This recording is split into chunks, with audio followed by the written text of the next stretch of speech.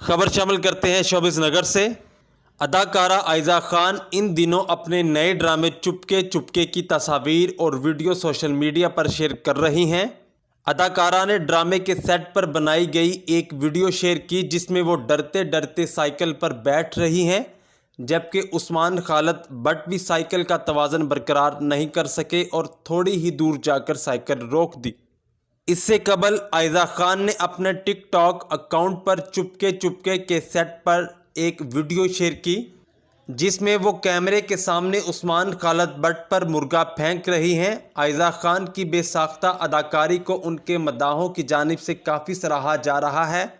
वाज़ेह रहे कि अदाकारा आयजा खान और उस्मान खालिद बट ड्रामा चुपके चुपके में मरकज़ी किरदार अदा कर रहे हैं और ड्रामे के सेट से शेयर की जाने वाली इस फनकार जोड़ी की तस्वीर और वीडियोस नाजरीन के तजस्सुस को मज़ीद बढ़ा रहे हैं।